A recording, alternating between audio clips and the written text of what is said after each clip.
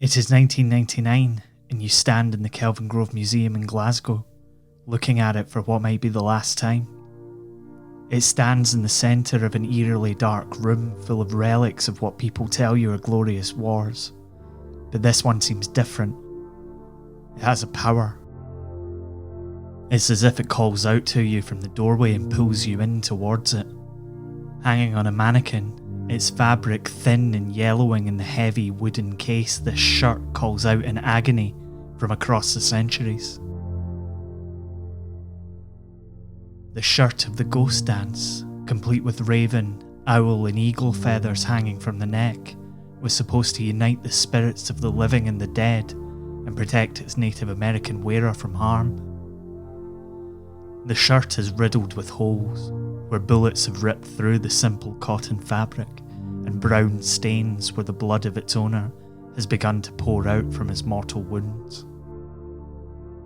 The shirt has been in the museum for more than 100 years, the last vestment of a Sioux warrior from the Lakota people, one of hundreds, mostly women and children, massacred by the Army of the United States of America at Wounded Knee. It is 1999 and the ghost shirt is about to be returned to its people in South Dakota to lay the spirit of its owner to rest more than a century after his death. It is to be replaced by a replica, made by the great-granddaughter of one of the survivors of the massacre. It will still be on display in 2020. From Be Quiet Media, this is Scotland, a podcast about history and where we made it. I'm Michael Park. It is 1891, and the age of outlaws and gunslingers is at an end. The American West has become a fascination of those forced to live in the drab reality of merry old Scotland. Tales of sprawling dust bowls, notorious stick-up men, tribes of natives, horses, damsels, cliches. The boundless frontiers of the American West are fast becoming an obsession. Britain ruled a quarter of the known world, and that world had never been closer, thanks to the telegraph and that newfangled telephone. Signals were carried across the world from the colonies, where money was made and horrifying crimes were committed in the name of civilization. America seemed unknowable to you in 1891. It has gone through a war unlike anything the world has ever seen, and come out the other side with a renewed sense of identity, even if it is a bit fractured. The native people who are being displaced are little more than a bottom line in the stories and news reports which reach Scotland. Cowboys and Indians are far more romantic prospects, the civilising imperial force against the savages. People from your street, people you know, people you've worked with keep leaving on ships to try their luck in this strange world where hope seems to spring eternal. People can be whatever they want to be in America. Or so it seems. It is this thought that fills you as you read the poster in the window of Tate's Confectioners. Buffalo Bill's Wild West Show. It rolled into Glasgow in November 1891. At the front of the colourful troupe, Buffalo Bill himself, the master showman. William Cody was a prodigy of the American West. He'd been a Pony Express rider at age 15, fought for the Union in the American Civil War, and won the Medal of Honor during the Indian Wars.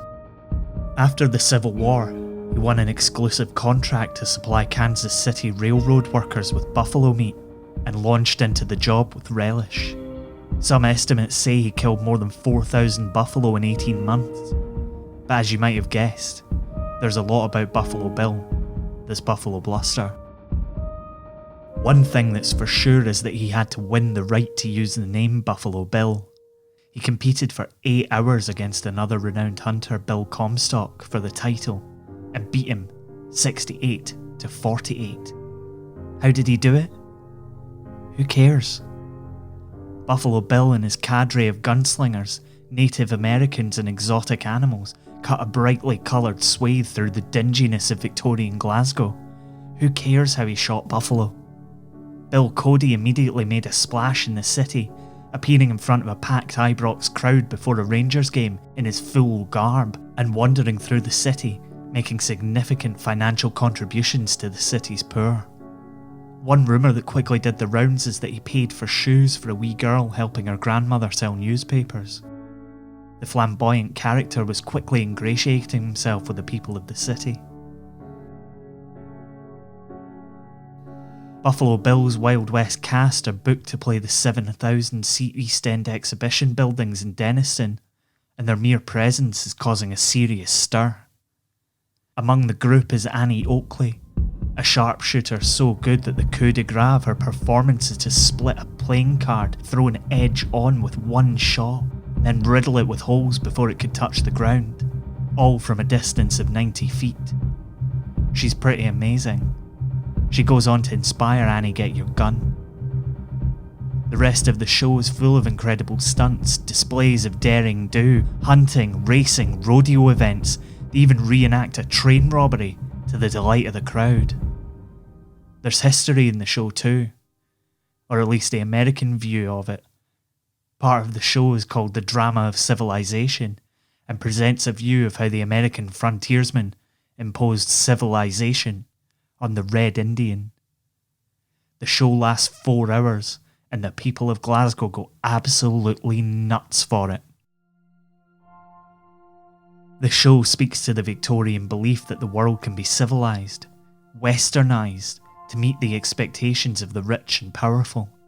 The sun is yet to set on the British Empire, and the sight of Native Americans participating in the shows proved to audiences that even the most savage could be brought into line. But the truth wasn't that simple.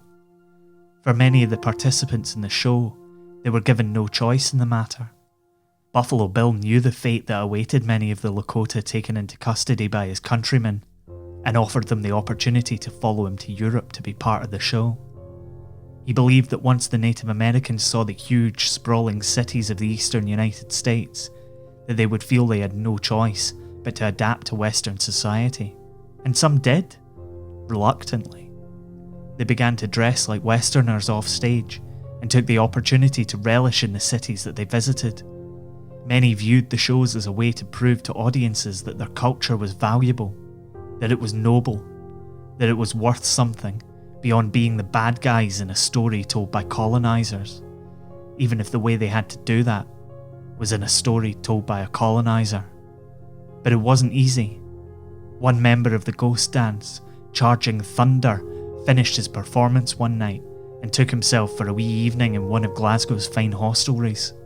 Upon his return to the camp, steaming, he got into an altercation with George Krager, the group's interpreter. Charging Thunder, one of Buffalo Bill's hostages from the American government, was taken before Sheriff Burney in the Glasgow Summary Court on a charge of having, on the 31st December last, in the Wild West show at Glasgow, assaulted George Krager, Sioux interpreter, by striking him on the head and neck with an Indian club. Charging Thunder pled guilty, and it was stated on his behalf that he was only 23 years of age and was usually one of the quietest members of the Wild West show.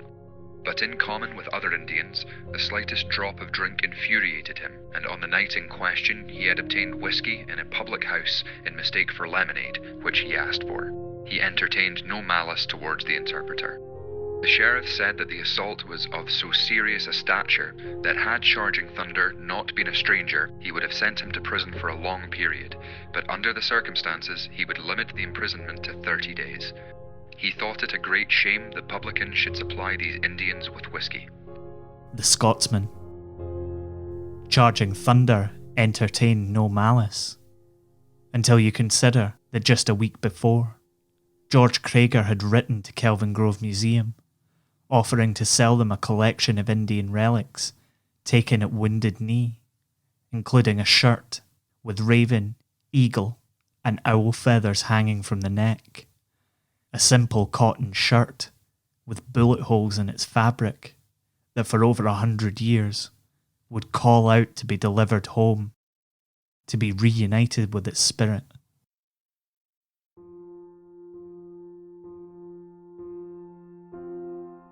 You've been listening to Scotland. It was written and produced by me, Michael Park, and is a production of Be Quiet Media. The music for every episode of Scotland is by the human substitution cipher, Mitch Bain. You can check out more of his work by heading over to Facebook and searching for Mitch Bain Music. Scotland is supported by Chris Lingwood and listeners like you over on Patreon. Get involved and chuck us a couple of bucks at patreon.com/Scotland History Podcast. You can find out more about the show on our website, thisisscotland.co, and on Twitter, Facebook, and Instagram by searching Scotland, Scottish History Podcast. Thanks for listening. Be safe. Take care of each other. Wash your hands. We'll see you next time.